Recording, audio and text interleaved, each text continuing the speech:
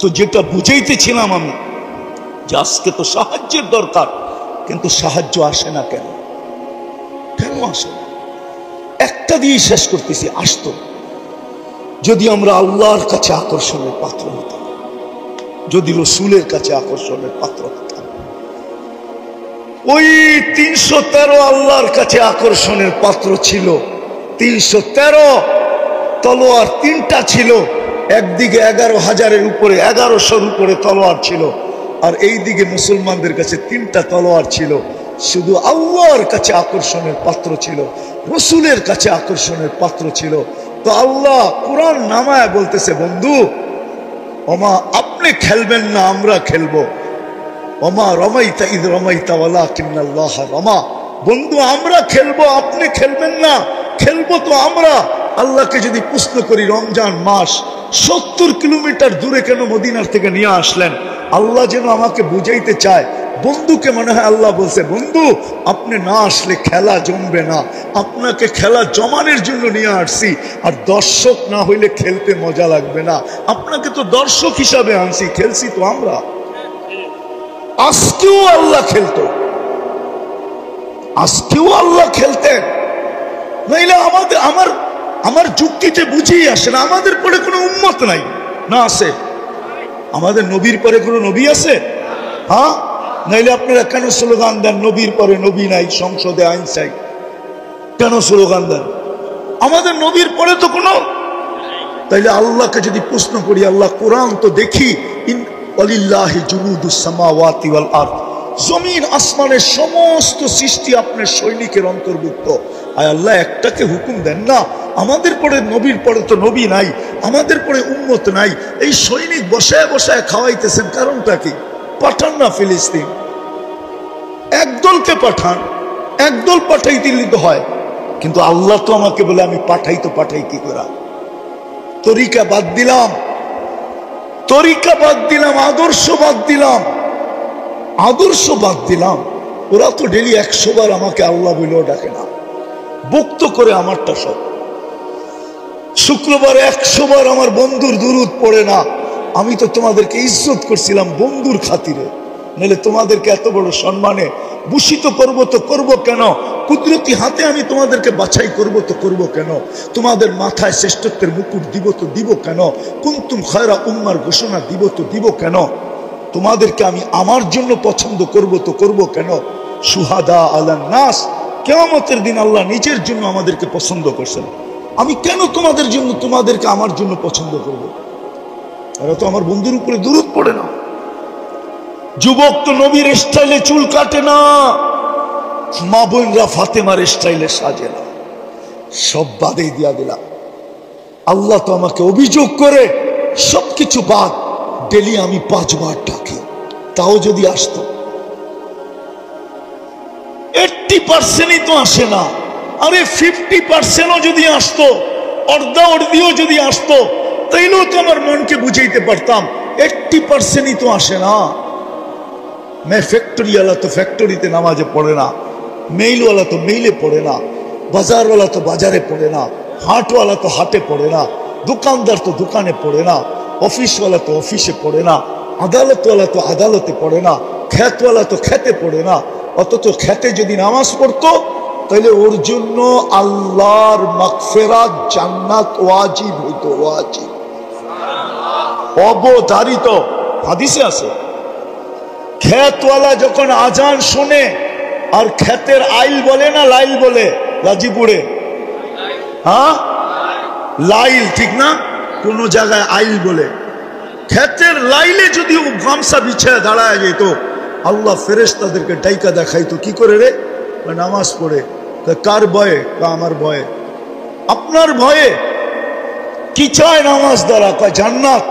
আমি ভয় থেকে নিষ্কৃতি দিলাম, ওকে মাফ করে দিলাম, জান্নাত লেখা দিলাম, তোমরা সাক্ষী থাইকো।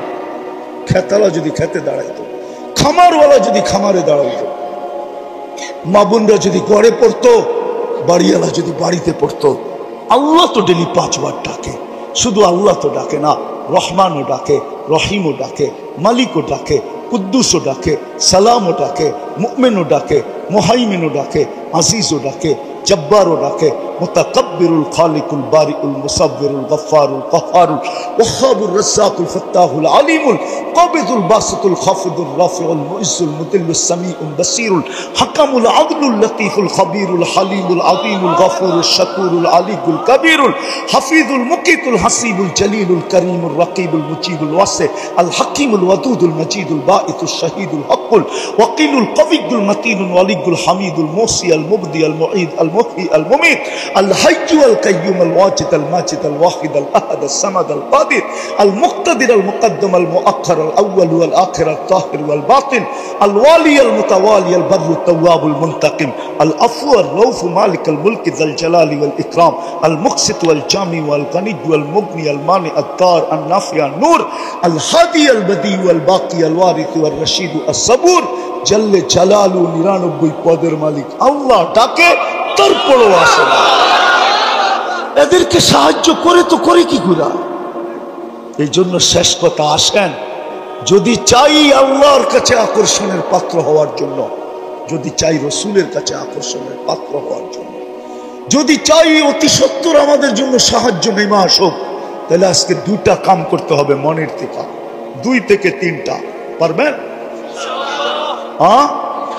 সর্বপ্রথম মনের থেকে তওবা করতে হবে। আমি তো বলি, আপনাদের মিডিয়ার মাধ্যমে বলি, আমার বড় ব্যথা লাগে, সারা দুনিয়ার মুসলিম স্কলাররা এই কথা কেন বলে না? সারা দুনিয়ার 200 কোটি মুসলমানের জন্য একটা দিন তওবার দিন হিসাবে নির্ধারিত কেন করে না? হায়, দুনিয়ার মুসলিম স্কলাররা যদি সারা দুনিয়ার মুসলমানদের জন্য একটা দিন তওবার দিন হিসাবে নির্বাচিত করত আর ঘোষণা দিত যে চলো অমুক দিন আমরা সারা দুনিয়ার 200 কোটি মুসলমান নর নারী আল্লাহর কাছে তওবা করব, দেখি কোরআনের ওই আয়াত সত্য হয় কিনা। কোরআনের আয়াত সত্য, লিউযিকাহুম বাদাল্লাযী আমিলু লাআল্লাহুম ইয়ারজিউন। আল্লাহ বলতেছে তোমরা ফিরে আসো, আমি এটা চাই। হাদিসে কুদসি আছে, ইন তাবু ফানা হাবিবুহুম, তোমরা ইউটার্ন নিতে দেরি, তওবা করতে দেরি, আমি তোমাকে বন্ধু, তোমাদেরকে বন্ধু বানায়া দিতে দেরি করব না। তারপরে আমার ঘোষণা আসবে, মান আদালি ওয়ালিয়ান আদানতুহু লিল হারব, আমার বন্ধুদের সাথে যে লড়বে সে, আমি বন্ধুদেরকে লড়তে দিব না। আমার বন্ধুদের সাথে যে লড়ার জন্য নাইমা আসবে, আমি বন্ধুদেরকে লড়তে দিব না, বরং মধ্যখানে আমি বন্ধুদের পক্ষ হয়ে লড়ব। আমার স্কলাররা কেন এই কথাটা ঘোষণা দেয় না? কিন্তু আমার কথা তো কারো কাছে যাবে না, কিন্তু আমার ভিতরে ব্যথা। সারা দুনিয়ার মুসলিম স্কলাররা যদি একটা দিন 200 কোটি মুসলমানের জন্য নির্ধারিত করত যে অমুক দিন মুসলমান সারা দুনিয়ার আল্লাহর কাছে তওবা করবে, যে আজকে কি আল্লাহ আমাদের উপরে নারাজ হয়ে গেলেন কিনা। 1 বছরের উপরে হইল ফিলিস্তিনের মতো জমিন, যেখানে আল্লাহর খলিল শুয়ে আছে, ও দিয়ে খলিল আমি চোখে দেখা আসছি। আমি তো ফিলিস্তিন 14 বছর আগে পাড়ায় আসছি, ও দিয়ে মুসা তো আমি দেখা আসছি। 70 জনের উপরে নবীদের কবর আছে এখানে। হায় হায় হায়, 1.25 লক্ষ নবীদের সম্মিলন হয়েছে মেরাজের রাত্রে ওই বাইতুল মুকাদ্দাসে। ওই শহর, ওই জমিন, যার প্রত্যেকটা বালুর কণার সাথে বরকত মিশ্রিত। আল্লাহ বলে বারাকনা হাওলা, কণার সাথে বরকত মিশ্রিত। ওই মানুষগুলা 1 বছরের উপরে। চলেন আমরা আজকে উম্মতের পক্ষ থেকে তওবা করি, নিজেদের পক্ষ থেকেও করি, উম্মতের পক্ষ থেকেও। রাজি? কে কে রাজি দেখি? তাইলে বলে দেন, আল্লাহ কিন্তু আমাদের দুনিয়ার ছাদে। বলেন আল্লাহ, আমরা আমাদের গুনার থেকে তওবা করলাম, আপনি আমাদের তওবা কবুল করেন, আমাদের গুনাহ মাফ করে দেন। সাথে সাথে আমরা পুরো উম্মতের পক্ষ থেকে তওবা করলাম, আপনি উম্মতের উপরে আর নারাজ থাকেন না। আল্লাহ, আপনি আমাদের উপরে রাজি খুশি হয়ে যান। কালকে সকালেই আপনি সূর্যকে উঠান তো একটা সুসংবাদ নিয়ে উঠান যে আমাদের মাথা আপনার কুদরতির পায়ে শুকরান ঝুঁকা যায়। আমাদেরকে কোনো খুশির সংবাদ শোনায় দেন মালিক। নামান আল্লাহ আমাদের তওবার বিনিময়ে যেন ওইখানে কোনো সাহায্যের ফয়সালা করেন। আজকে 3 দিন আগে ওরা নেটের ভিতরে ছাড়ছে যে আমাদের কাফনের কাপড় নাই, যেই হারে আমরা ঘরের কম্বল পেঁচায় লাশ কবরে দিতেছি, কয়েকদিন পরে আমাদের ঘরে কম্বলও থাকবে না। সামনে শীত আসতেছে, আমরা কম্বল না থাকলে আমরা মনে হয় শীতেই মারা যাব। ও দুনিয়ার মুসলমানরা, কিছু না পাঠাও আমাদের জন্য, আমাদেরকে একটু কাফনের কাপড় হলেও পাঠাও। নেট খুলে দেখেন, আমাদের জন্য একটু কাফনের কাপড় পাঠাও। আফসোস। দ্বিতীয় যে দুটা বলতে চাইতেছি, আজকের থেকে চলেন অঙ্গীকার করি নামাজ কোনোদিন ছাড়ব না। পাক্কা? সত্য? নামিয়েই, এটা তো এই এলাকার নাম কি, সিঁড়ির চালা মধ্যপাড়া, ঠিক না? আমি এই যুবকদের পায়ে হাত দিয়া বলবো, সাথে সাথে আপনাদের পায়ে হাত দিব। আপনারা কমসে কম এই মহল্লাটাকে বেনামাজি মুক্ত করার চেষ্টা করেন। পারবেন? আমি তো একটা দেশ চিনি, এই দেশে কোনো বেনামাজি নেই। আমি 6 বার গেছি ওই দেশে, কোনো বেনামাজি ওই দেশে নেই। এটা আমার প্রথম দিন প্রমাণ হয়েছে। আমি প্রথমবার যখন যাইতেছিলাম, আদিস আবাবার থেকে ইথিওপিয়ার থেকে আমার ফ্লাইট ছিল। আমার পাশে যিনি বসা ছিল, ও প্লেনে পুরা দাঁড়াইতে পারতো না, ছাদে লেগে যেত। প্লেন একটু নিচা থাকে না, লাগেজ লুগেজ বলার পরে তো মাথা উঁচা করতে পারতো না, এরকম লম্বা। আর মাশাআল্লাহ কালো তো এরকম কালো, আফ্রিকান মানুষ তো চাঁদের, আফ্রিকার মানুষ কালো।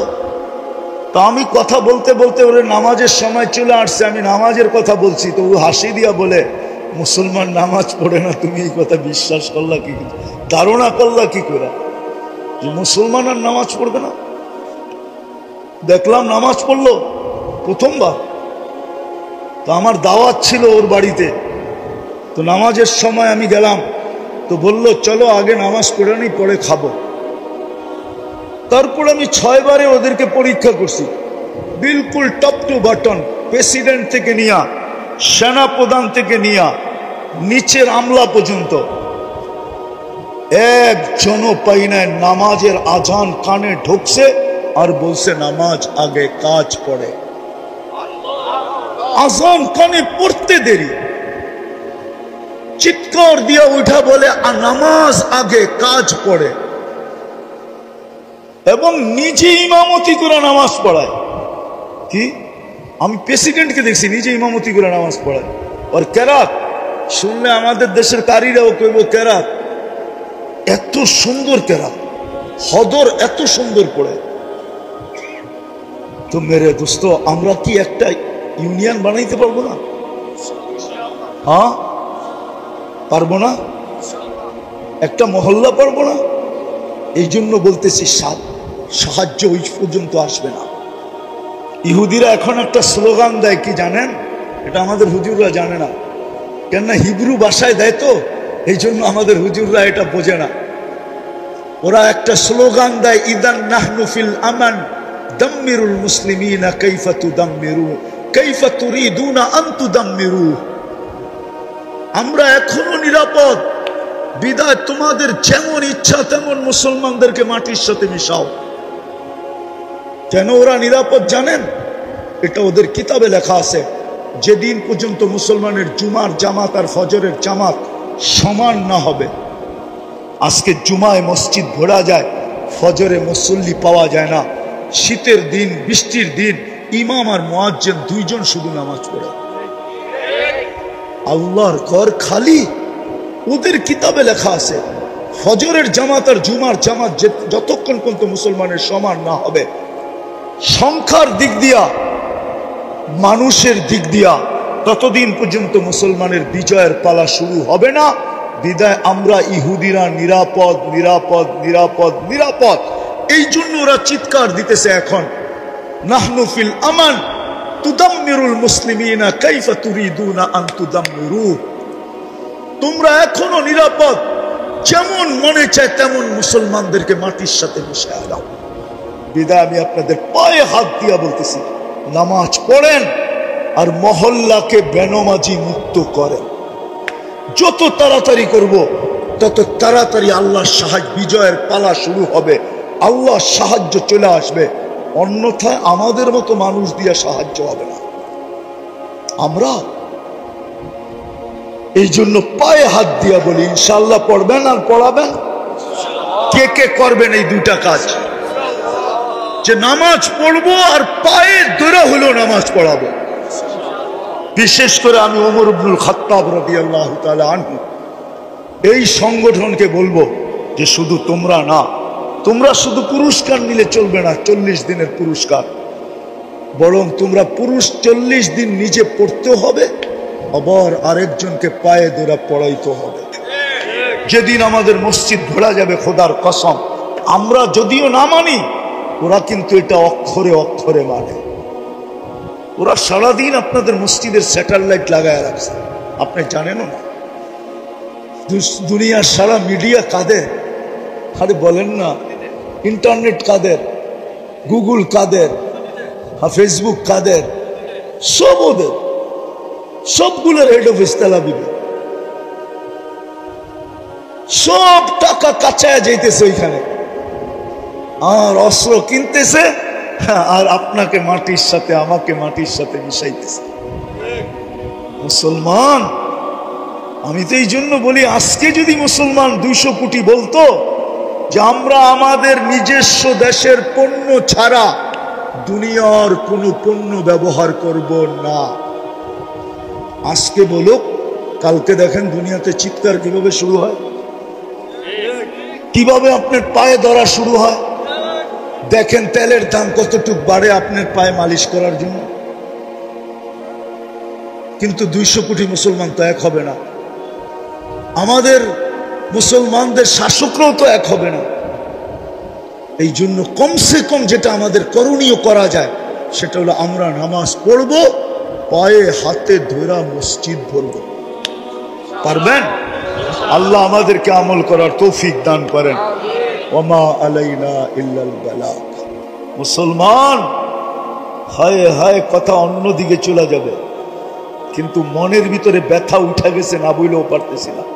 মুসলমান শুধু উন্নতি দেখতেছে, উন্নতি। মুসলমানের চেয়ে তো উন্নত কেউ নাই আজকে। মুসলমানের চেয়ে উন্নত যদি মুসলমানের থেকে কেউ হইতো, তাইলে ব্র্যান্ডের জিনিস দুনিয়াতে মুসলমানের চেয়ে বেশি অন্যেরা, কিন্তু মুসলমানের সমানকে কেউকে মুসলমান এত ব্র্যান্ড ব্যবহার করতো না। যুবকরা মনে হয় বিশ্বাস করে না, ঠিক না? দুনিয়ার সবচেয়ে বেশি ব্র্যান্ড ব্যবহার করে মুসলমান। যদি শিক্ষিত হয়ে থাকেন তাহলে এখন নেটে যে সার্চ দেন, গুগলকে জিজ্ঞাসা করেন যে দুনিয়ার দামি দামি ব্র্যান্ড কারা ব্যবহার করে, কাদের জন্য এই ব্র্যান্ড গুলা টিকা আছে। হায় হায় হায়, রাডু গরির ব্র্যান্ড কাদের জন্য টিকা আছে, রোলেক্স কাদের জন্য টিকা আছে, টি শার্ট কাদের জন্য টিকা আছে, এরকম দামি দামি ব্র্যান্ড কাদের কারণে টিকা আছে। যান গুগলকে জিজ্ঞেস করেন ম্যাকডোনা কাদের কারণে টিকা আছে। ম্যাকডোনা সবচেয়ে বেশি মুসলমান খায়, কেএফসি সবচেয়ে বেশি মুসলমান খায়, দুনিয়ার দামি দামি ব্র্যান্ড সবচেয়ে বেশি মুসলমান খায়। দামি দামি ব্র্যান্ড, সব ব্র্যান্ড টিকা আছে শুধু মুসলমানের কারণে। দুনিয়ার সবচেয়ে বেশি প্রসাধনী মুসলমান ব্যবহার করে, দুনিয়ার সবচেয়ে বেশি অলংকার মুসলমান ব্যবহার করে। বিশ্বাস হয় না? হয়? হয় না মনে হয়, ঠিক না? আমেরিকানরা করে, ঠিক না? ডলার বেশি, ঠিক না? ইংল্যান্ড, কানাডা, অস্ট্রেলিয়া, আরে বলেন না, জাপান, কোরিয়া, বলেন না, ইউরোপ। আপনি তো মিডিয়া দিয়ে করবেন, আমি তো চোখে দেখে আসছি। আমি তো সারা বছরই ঘুরি, ঘুরতে যায় তো আপনাকে স্বাধীনতা দেখতে পারলাম না। ওই সময় তো আমি বাহিরে ছিলাম। আমি জুলাইয়ের 18 তারিখে গেছি, 5 তারিখে সকালে ফজরের সময় ইংল্যান্ড থেকে আমার কানাডার ফ্লাইট ছিল। যখন এইখানে স্বাধীনতার উল্লাস চলতেছে তখন আমি হাওয়ার উপরে উঠতেছি,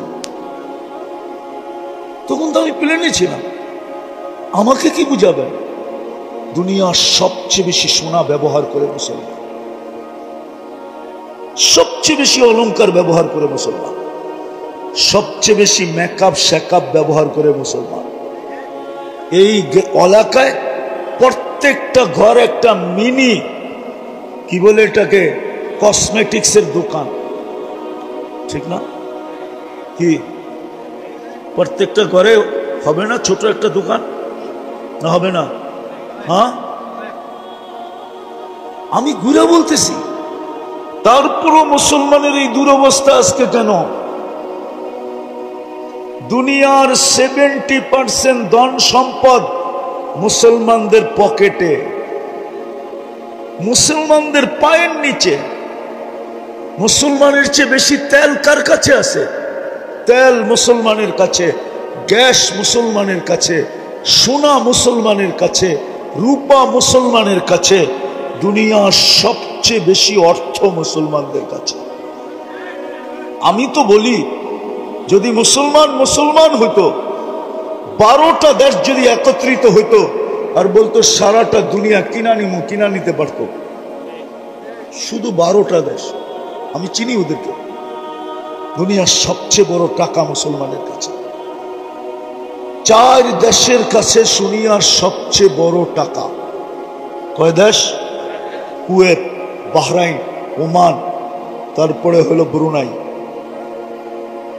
এখানে আছে কেউ? ব্রুনাই গেছে? ব্রুনাইয়ের প্রবাসী কেউ আছে এখানে? আছে কেউ? ওই যে আছে, কয় টাকা বেতন পাইতো জিজ্ঞেস করেন তো। উঠতে গেলে 100 টাকা। ব্রুনাইয়ের 100 টাকাই তো আমাদের দেশে 30-35 টাকা হয়। সবচেয়ে বড় টাকা ব্রুনাইয়ের। Kuwait, Bahrain, Oman.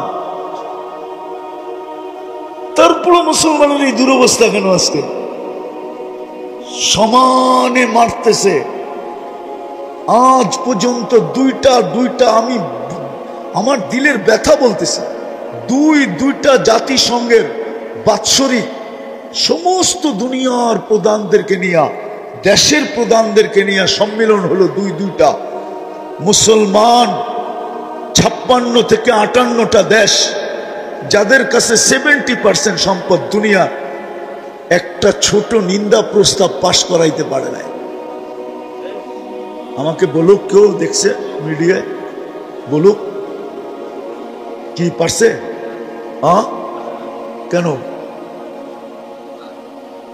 কেন পারলো না? বুঝা গেল ওরা আমাদেরকে মানুষ মনে করে না, ওরা আমাদেরকে আগাছা মনে করে। আগাছা বোঝেন? জঙ্গল।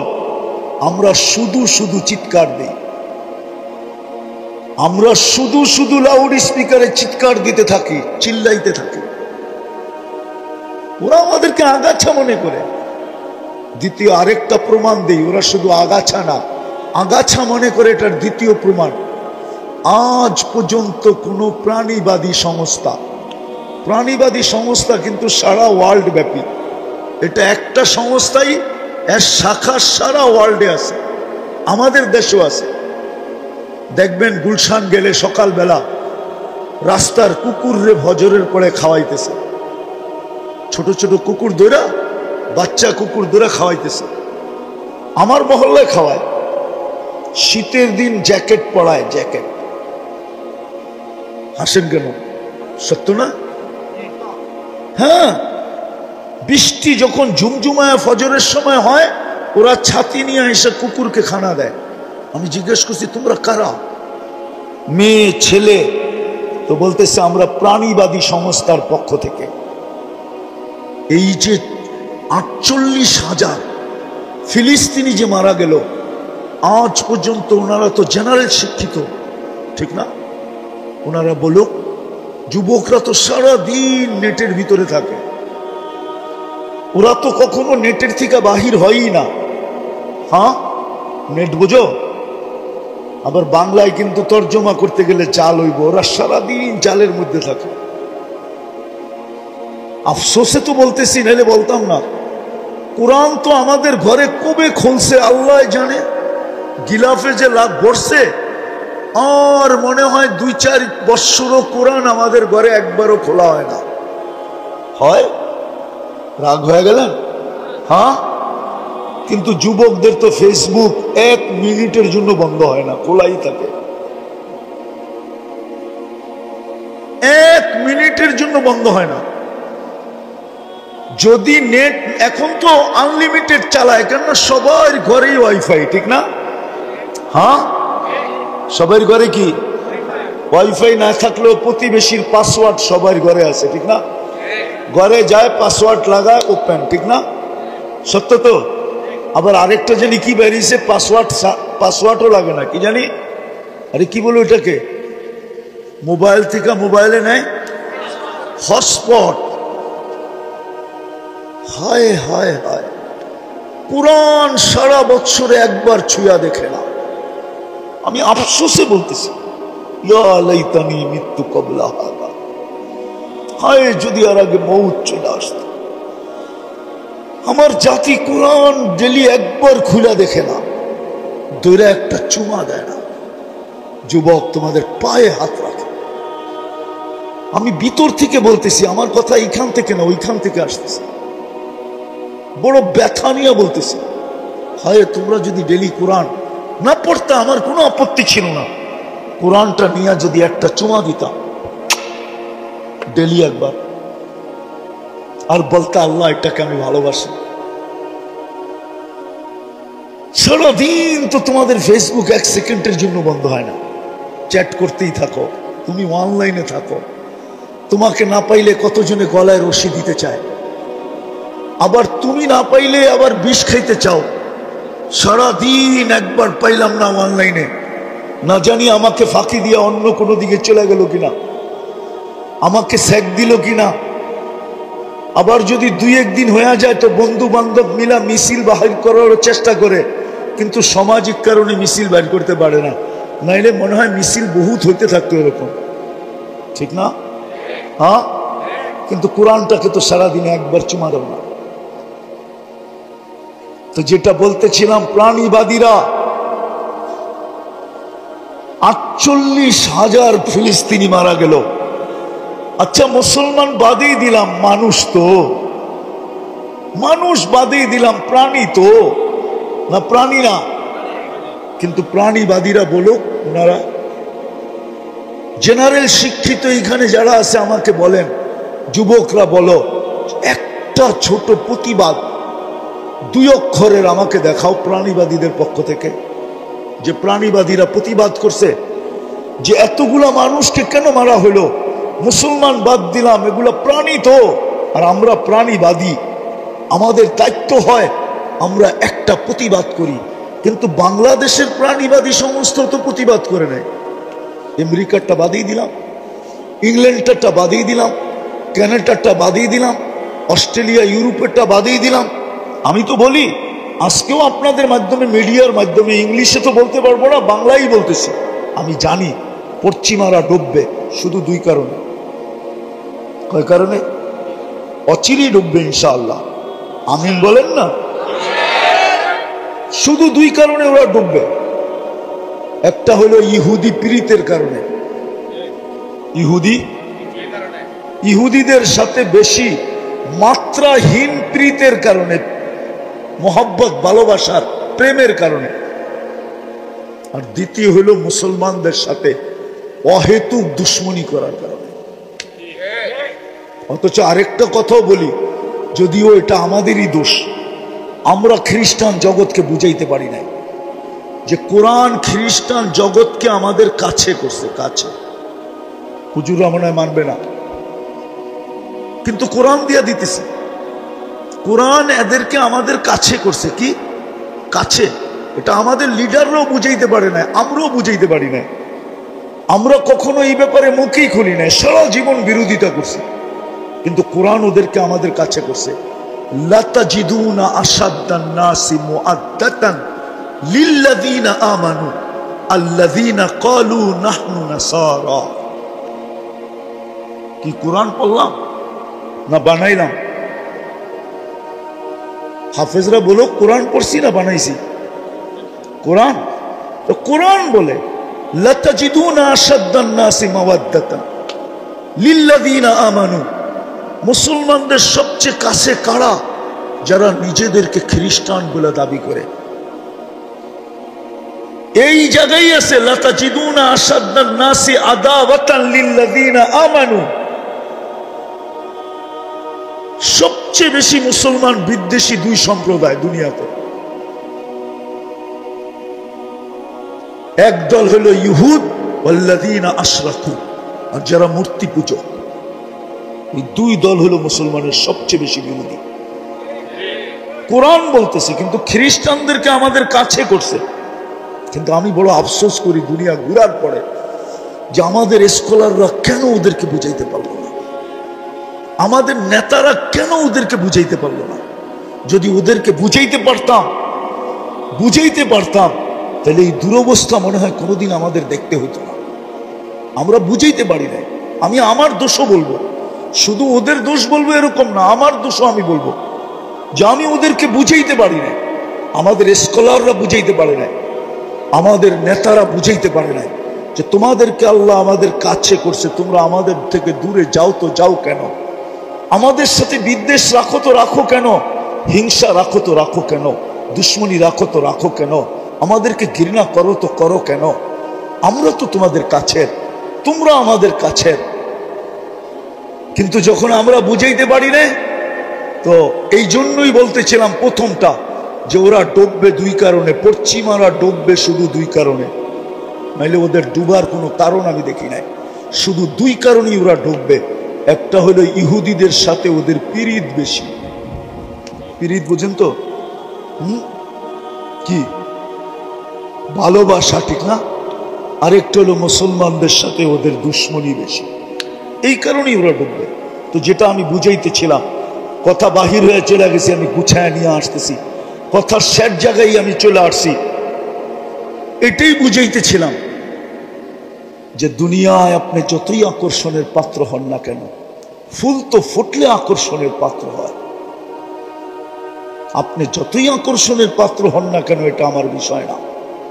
আমার বিষয় হলো এটা ভাবানো যে আমি আল্লাহর কাছে আকর্ষণের পাত্র কতটুকু, বা আল্লাহর কাছে আমি আকর্ষণের পাত্র হব কিভাবে, রসুলের কাছে আমি আকর্ষণের পাত্র হব কিভাবে। আর কারণও আমি বলছি যে এখানে চিরদিন থাকা যাবে। এই চেহারাটা যে অস্তিত্ব দিছে তার সামনে একদিন দাঁড়াইতে হবে। এটা অস্তিত্ব দিছে কে? কে দিছে? এই চেহারাটা আল্লাহ অস্তিত্ব দিছে। জোরে বলেন কে? আল্লাহ। যত জোরে বলবেন তত ভিতরের ব্লক শেষ হয়ে যাবে, ব্লক থাকবে না। হ্যাঁ, ক্লিয়ার হবে।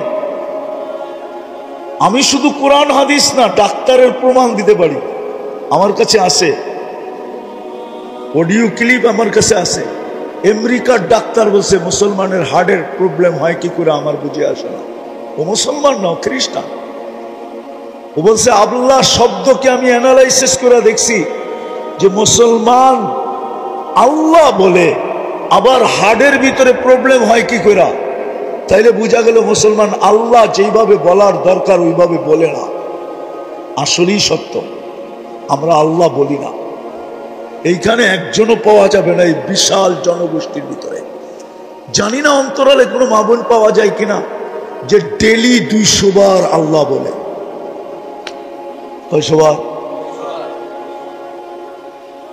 অথচ আমার থিওরি হলো, আমার থিওরি কিতাবের থিওরি না, আমার যৌক্তিক থিওরি হলো প্রত্যেক মানুষের ডেলি 550 বার আল্লাহ বলা চাই।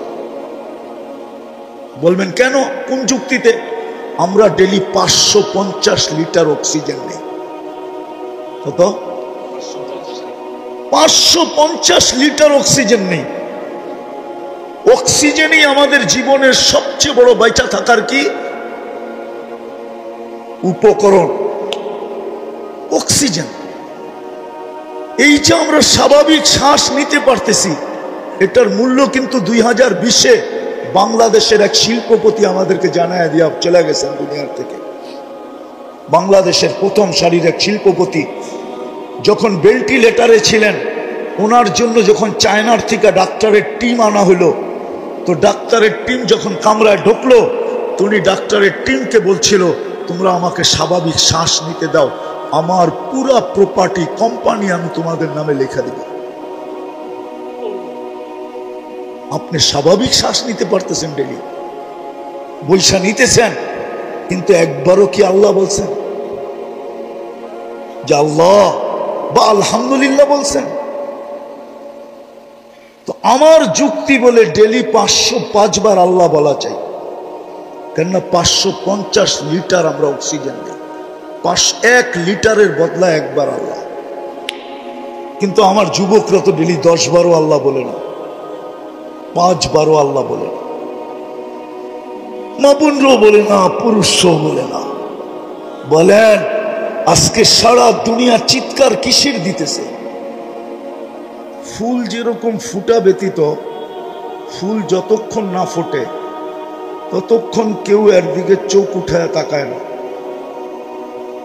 কেননা ফুটা ব্যতীত ঘ্রাণও আসে না আর রঙও দেখা যায় না। বুঝাইতে পারতেছি তো? আমার কথায় সুর হবে না, এই জন্য ধ্যান দিতে হবে। ফুল যতক্ষণ পর্যন্ত না ফোটে ততক্ষণ পর্যন্ত কিন্তু কেউ চোখ তুলা দেখে না, হাত বাড়ায় নেয় না, কাটার খোঁচা খাইয়েও কেউ ছিঁড়ে না। আর যখন ফুটা যায় তো কাটার খোঁচা খাইয়েও হাত দিয়া ছিঁড়ে, চোখ বুলায়া দেখে, হাত বাড়ায়া নেয়, এমনকি 14 তারিখে যুবক যুবতীরা পয়সা দিয়েও কিনে, আর না পাইলে মারামারিও করে। ঠিক না? সত্য তো? তো ফুল যেরকম ফুটা ব্যতীত আকর্ষণের পাত্র হয় না, এটাতে একমত তো? তার ঘ্রাণও আসে না। এগুলো তো কাগজের ফুল, आर्टिफिशियल। एटो बोल से को भी हकीकत सुख नहीं सकती बनावट की उसूलों से, कभी बुआ नहीं सकती के कागज के फूलों से। এগুলার থেকে কখনো ঘ্রাণ আসবে না। এটা হলো চোখের শোভা। আবার 14 তারিখে এটা নিয়ে গেল জুতার বাড়ি, এতে কোনো সন্দেহ নেই। বলবে তুই এখনই 2 নম্বর করস, আগে যায় কয় নম্বরই করবি আল্লাহই জানে। যদি এটা নিয়ে গেল জীবনে কোনোদিনও লেখা দিবে না I.U, এটা জীবনের জন্য অফ হয়ে গেল। বলবে তুই প্রথম দিনই সত্য কাহিনী মনে উঠলো, এই জন্য বলতেছি। আমি জাপানে 2 বার গেছি। কবার? তো জাপানে আমাদের এক বাঙালি বিয়ে করছে, জাপানিজ মেয়ে, মুসলমান বানায় করছে। তো ফজরের নামাজ নিজে পড়ে না দেখা স্ত্রীকে বলছে যে নামাজ 4 ওয়াক্ত। কয় ওয়াক্ত? জোহর, আসর, মাগরিব, এশা। তো নতুন জাপানি মেয়ে, জাপানিরা কিন্তু যেটা করে ওটা সিরিয়াসলি করে। সিরিয়াসলি বুঝেন? খুব গুরুত্ব দিয়া করে। তো মহিলা নবমুসলিম 4 ওয়াক্ত নামাজ খুব ভালো মতে পড়তেছে। তো একদিন ঘুরতে গেছে আরে বান্ধবীর কাছে। বান্ধবীও জাপানি, তারও বিয়ে হয়েছে এক বাঙালির সাথে, কিন্তু সে একটু দিনদার, ছেলেটা একটু কি, সে 5 ওয়াক্ত নামাজ পড়ে, স্ত্রীও পড়ে। তো যখন বান্ধবীর কাছে গেছে তো বান্ধবী জিজ্ঞাসা করছে তুই নামাজ কয় ওয়াক্ত পড়িস? কেন, নামাজ তো 4 ওয়াক্ত। তো সে মাথায় হাত দিয়া বলছে কে বললো তোকে 4 ওয়াক্ত? কেন, আমার স্বামী তো বললো 4 ওয়াক্ত, জোহর, আসর, মাগরিব, এশা। তো বলছে না বোন, নামাজ 5 ওয়াক্ত। সবচেয়ে গুরুত্ব যে নামাজের রাখে সেটাই তোর স্বামী বলে নাই, ফজরের নামাজ। তো সারাদিন ছিল, খাওয়া দাওয়া করছে। বিকালে যখন ওইখান থেকে আসতে ছিল তো অফিস থেকে ডিভোর্স লেটার নিয়ে আসছে উঠায়া। রাত্রে স্বামীকে বলতেছে এই নাও ডিভোর্স লেটার। বলছে কেন? বলছে তুমি যখন নামাজ নিয়ে আমার সাথে ধোঁকা করতে পারো, তাহলে সারা জীবনে তুমি আমার সাথে ধোঁকাই করবে, আর ভালো করবে না। বিদায় আমি তোমার সাথে থাকতে ইচ্ছুক না। ঠিক এরমই 14 তারিখে এই ফুল নিয়ে গেলে জীবনে কোনোদিন আর I.U লেখা দিবে না। কেননা প্রথমেই এরকম ফুল নিয়ে গেছে যেই ফুলের কোনো গ্রান কোনোদিন হবেই না। তো মানুষ ফুল যতক্ষণ পর্যন্ত না ফোটে আকর্ষণের পাত্র হয় না। মানুষ চোখ উঠায় তাকায় না, হাত বাড়ায়া নেয় না, কাটার খোঁচা খায়া কোনোদিন ছিঁড়ে না, পয়সা দিয়া কোনোদিন কিনে না। ঠিক আপনি আর আমিও কথা লম্বা হবে না, অল্পই হবে। আপনি আর আমিও, আমি জানি কালকে ওয়ার্কিং ডে আছে, বেশিরভাগই এখানে শ্রমিক পেশার লোক, কালকে কাজে যেতে হবে, বিধা আমি লম্বা করব না। কিন্তু আশা করি যদি ধ্যান দিয়া শুনতে পারি অল্প যথেষ্ট হইব বলে আশা করি। আপনাদের যদি তাওয়াজ্জু থাকে, মন দিয়া যদি শুনেন, তো যেরকম ফুল আকর্ষণের পাত্র হয় না ফুটা ব্যতীত, তার ঘ্রাণ ছড়ায় না, তার কালার প্রকাশ পায় না, তদ্রূপ আপনি আর আমিও আল্লাহর কাছে আর আল্লাহর রসুলের কাছে। আমি দুনিয়া নিয়ে আমার আলোচনা না, দুনিয়ায় কে কত বড় আকর্ষণের পাত্র, কার কতটুকু আকর্ষণ দুনিয়াতে, এটা আমার বিষয় না। আমি জানি যুবক দুনিয়াতে বড় আকর্ষণের পাত্র, কেননা তার ভিতরে টকবগে যৌবন আছে বিদায় সবাই তার দিকে চোখ তুলা দেখে। আবার এটাও বিশ্বাস করি যুবতীও আকর্ষণের পাত্র, এটাও বিশ্বাস করি পুরুষও আকর্ষণের পাত্র, আবার এটাও বিশ্বাস করি নারীও আকর্ষণের পাত্র, ঠিক না? টাকাওয়ালাও আকর্ষণের পাত্র, বড় সম্পত্তির মালিক হলেও আকর্ষণের পাত্র হয়, বড় ফ্যাক্টরির মালিক হলেও আকর্ষণের পাত্র হয়, বড় রূপসী হলেও আকর্ষণের পাত্র হয়। হাজারো ভাবে দুনিয়াতে আকর্ষণের পাত্র মানুষ আজকে, হাজারো ভাবে। কেউ গলা দিয়ে আকর্ষণের পাত্র, কেউ আবার দেখা যাবে আরে কি বলে এটাকে, কেউ আবার দেখা যাবে হাসি মজাক দ্বারাও আকর্ষণের পাত্র। কৌতুক যারা করে এরা কৌতুক দ্বারা আকর্ষণের পাত্র। আমার এটা বোঝানোর উদ্দেশ্য না কে দুনিয়াতে কতটুকু আকর্ষণের পাত্র, এটা এই জন্য বোঝানো উদ্দেশ্য না যে আমরা এখানে থাকবোই বা কতদিন। কসম, এটাই তো সত্য। আজকে সূর্যটাও তো বলতে বলতে ডুবলো, লান আউদ ফি হায়াতিকা আবাদা, হতে পারে তোমার জীবনে আর কোনোদিন আমি উদিত হব না, তুমি হইতে পারে আর কোনোদিন আমাকে উদিত হইতে দেখবে না। এরকম তো প্রতিদিনই ডুবার সময় বলতে বলতে ডুবে। যেই দেশেই ডুবে, যেইখান থেকেই সূর্য ডুবে যায় বা অদৃশ্য হয়ে যায়, ওইখানেই সেই আওয়াজ দিতে দিতে অদৃশ্য হয়, আওয়াজ দিতে দিতে ডুবে। মাটিও তো প্রতিদিন মানুষকে বলে তামশি আলা যাহরি, আমার বুককে তোমরা ফাটায় ফেলতেছ, মাসিরু কাফি বাতনি, অতি সত্তর তোমরা আমার পেটে আসবে, ফাতারা মুআমিলাতি, তোমরা আমার ব্যবহার দেখবে যে আমি কার সাথে কি ব্যবহার করি। আর ওই ব্যবহারটা হাদিসে লেখাও আছে, কার সাথে কি ব্যবহার করবে এটা হাদিসে লেখাও আছে। কারোর সাথে তো এরকম ব্যবহার করবে কাউম্মিল হানুন, দয়াবতী মার মতো ব্যবহার করবে।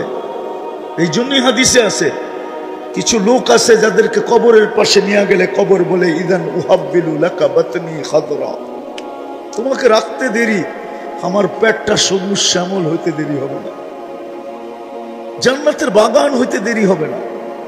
ওই চিত্র উলামায়ে কেরামের কাছে আছে হাদিসে যে জান্নাতের বাগান কেমন হবে।